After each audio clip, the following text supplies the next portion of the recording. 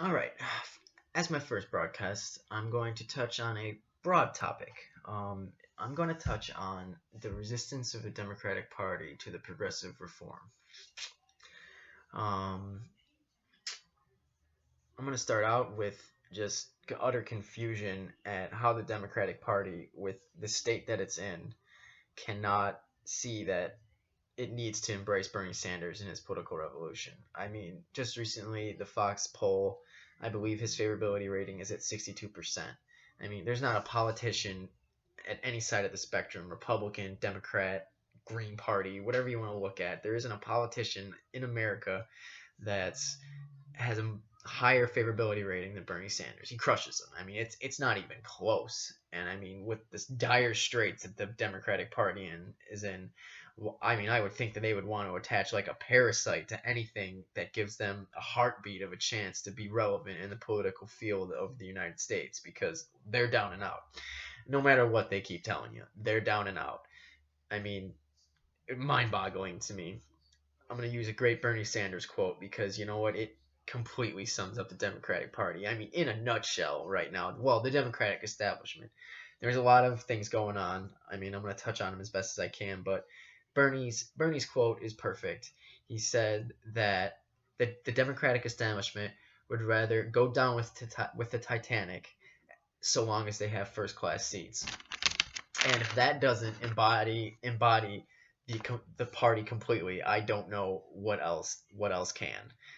I'm gonna lay on some facts for you. Facts: the U.S. presidency, Senate, and House, and over 900 seats have gone to Republicans in the last 8 years. The current Democratic Party polls beneath Trump, Pence, and the GOP. Now, this poll is recent. This is after Trump's budget release, after the GOP healthcare bill, which, I mean, for that to even happen with how much people, I mean, even Trump supporters don't like Trump's budget and the healthcare. I mean, they're just so shocked that it's going to affect them. I mean, I really think they thought that Trump's policies were only going to affect black people and Latinos and minorities. I mean, you tell these rural Southern white people that they're losing their insurance and their Meals on Wheels, and like their faces just they look like they've been slapped in the face. Newsflash: the billionaire guy who screwed over the little guy doesn't care about you. He never did, and he manipulated you. Yes, you fell for it. I've seen a few of his voters. There was something on Facebook with a picture with a guy saying that he's sorry, he was wrong, and you know what? All Trump supporters aren't racist. All Trump supporters aren't bad people. They wanted a change. Hillary Clinton was not that change. We all know it. As progressives, we knew it. Republicans definitely knew it. She was a horrible candidate. She should not be president. And if the DNC runs her again in 2020, they're going to lose to whoever. I mean, the least popular candidate in history they lost to, which means that she is the most, I mean, if you come in second, you're beneath him. Hillary Clinton is the least popular presidential candidate in history, and I don't care if she won the popular vote. We don't live in a world where the popular vote decides our elections, and it shouldn't. And here's why: the Electoral College makes sense, and even as a progressive, I can say this, because if it didn't exist, four states would decide our presidential election: California, Texas, New York, and Florida. It's because they have the most people. And that's not fair to the, 46 other states that exist in our country. It's just not. And that's why we have an electoral college. It's not really fair the way it's set up, but the principle behind it makes sense. I mean, it could do with some reform at the very least. Popular vote should matter though. 3 million is a lot of people. It's still not that much. 3 million of what? The roughly 350 plus million people in the country? I mean, most of them didn't vote. Why? Well, they knew we had two shitty candidates, and they would have came out in droves for Bernie Sanders. But I digress. Back to the Democratic Party's sorry state of affairs and their resistance to progressive change. Continuing on with my facts, Democratic Party is in its least amount of political power in 75 years. Paul Ryan probably hands out little milk bones to Chuck Schumer, you know, when he voices an idea. Oh, we'll take that we'll take that under advisement, Chucky. Here's a treat. Go lay down like a good boy, because that's all he has to do. Because Chuck Schumer and the Democratic Party are pretty much irrelevant. They can pass, whatever they want. I mean, yeah, they can filibuster, but they can't. I mean, the Republicans would do it, but the Democrats realize, that shit's got to get done. They have to have a government. Um, let's see. Going on about this, I mean, disgraceful, pathetic, abhorrent, narrow-minded, and my favorite way to describe Nancy Pelosi, simple. Nancy Pelosi is a simple person. I mean, for someone to say that the Democratic Party is absolutely fine, I mean, that is a level of denial that I haven't seen. I mean, that's denial like up there with a disgraced televangelist getting caught, propositioning men in the bathroom. Like, that is denial. Like, I mean, I can't. I mean, when she said it, I looked at the television or computer screen, whatever the heck I was staring at when I was seeing it, and I like my mouth fell open. I mean, you can't have a more, incorrect statement to describe the current affairs of the Democratic Party. And personified in all this is the failures that I just listened, but also the failure of losing to Trump, who, as I said, again, was the least popular presidential candidate in history. It's not like the GOP ran Ronald Reagan. You know what I mean? It's not like they ran this hugely widely popular, moderate Republican who, spoke to both sides of the aisle. I mean, the fact that they lost to Donald Trump, I mean, it's laughable. Like, I mean, the guy didn't even lie. Like, I mean, that's the best part is Donald Trump didn't even lie about what he was. He didn't even feel shame about admitting that he fucking buys politicians. Excuse my language. He didn't. I mean, for somebody like that to get elected is beyond me. I mean, to lose to somebody like that. I mean, what an embarrassment. And until they admit that, they're gonna keep losing. So my basic suggestion to the Democratic Party is reform or die. And here's the God's honest truth about the Democratic Party. They would rather lose to Republicans than allow the Sanders movement to take over the party. Because if that happened, money out of politics is one of Progressive and Bernie Sanders, lead campaign reforms. Like, that's one of the most major things people A, support, and B, that he talks about. And if that happens, the gravy train that they've been riding for the last 20 years gets taken away. The problem is that the DNC establishment fails to realize is what the 2016 election and primary did. It lifted the veil over what was going on. And the hypocrisy and the lies and all of it, once people figure out the lie, you can't go back. Like, you can't just expect people to fall back, like, oh, forget that you figured this all out and go back to being asleep. That doesn't work. Once the lie comes out into open, the ruse is over. And that's what the 2016 election, and that's why they don't understand. That's what Nancy Pelosi and Chuck Schumer and all the established Democrats don't understand. And that's why all these outreaches and all the bullshit they keep trying to, tout on their, their Twitter feed or their Facebook. That's why it's not working, because people realize that you're just lying and there's nothing you're going to say that's going to make me think any differently, because you've been lying to me for the last 20 years and I know now. And I mean, for that, I mean, it's like being lied to by a child. I mean, it's like, I know you're lying to me. Why do you keep lying?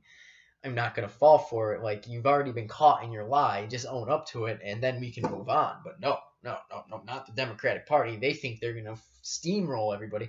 And part of that is, honestly, our fault as Americans. We've been steamrolled for the last 20 years. But the 2016 election, A, the populist movement that happened, and B, that primary and the DNC WikiLeaks, I mean, they don't understand how that killed their image. I mean, they're in, denial. I can keep saying it, denial. The Democratic Party is in denial. It is in denial. Like, denial of, of proportions that I can't even describe.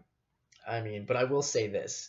The Democratic Party has 4 years. I really do. I give the Democratic Party 4 years to either reform or by 2020, you know, there'll be a memory and a new party's going to fill the vacuum.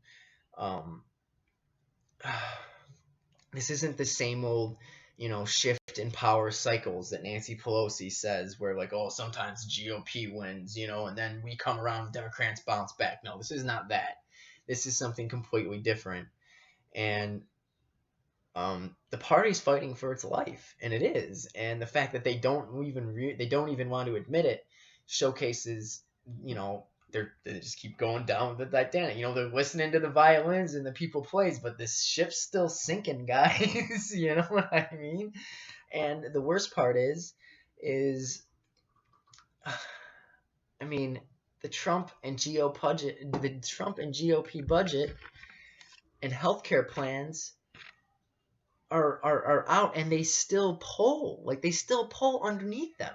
And I mean, for that to happen, I mean, I literally am at a loss for words. I mean, I had things written down, and I don't know what else to say about it, because I cannot believe that the Democratic Party would rather have Americans truly despise you more than a party that is systematically against their interests. I mean, that takes some talent at sucking. Like, I mean, the Democratic Party, I mean, Donald Trump, I mean, they were happy that Nancy Pelosi got reelected to her position. I mean, they're happy, like, and the greatest part is they tell them that they're happy Nancy Pelosi, like, it's the best thing for the Republican Party that Nancy Pelosi got reelected. Like, I mean, can you believe that? And well, they keep doing it. It's just like, shoot yourself in the foot is it's beyond that now. They're straight just sawing their legs off from underneath them.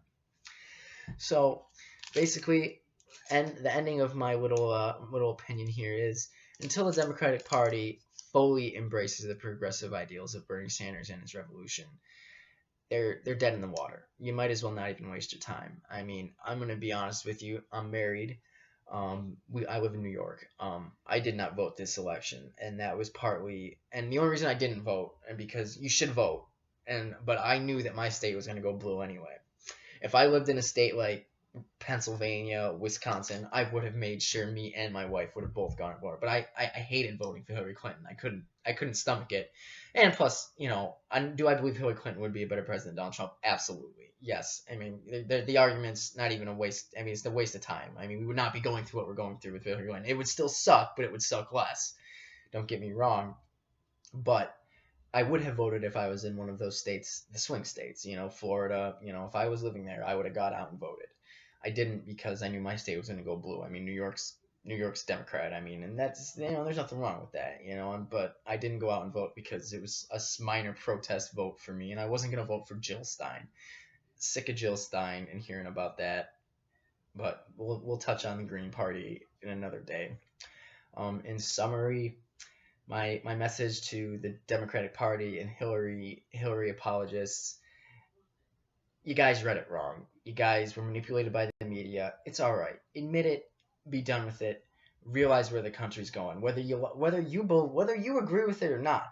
Bernie Sanders, 60% of America, they support the ideals that Bernie Sanders believes in. I mean, his approval rating is at 62%. That ain't all Democrats. There's only, now, there's only 26% identify as Democrat compared to Republicans 29%. I mean, think about that shift. I mean, back from when Obama got elected, there was, what was it? Something like over 30%, I believe, were identified as Democratic, and now it's, now we're below Republicans. Like, I mean, what else has to happen for the Democratic Party to realize that they're failing?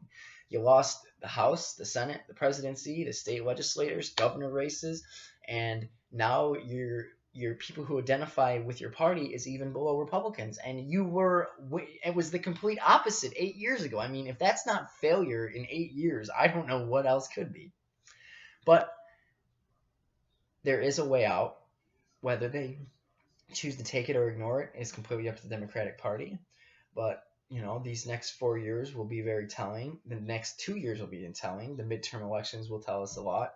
And then the big battle is 2020. I mean, I tell you, if Sanders is viable and healthy enough to run, You need a win, Democratic Party, and you'll get it with Bernie Sanders. Take the win. Take the win and run it.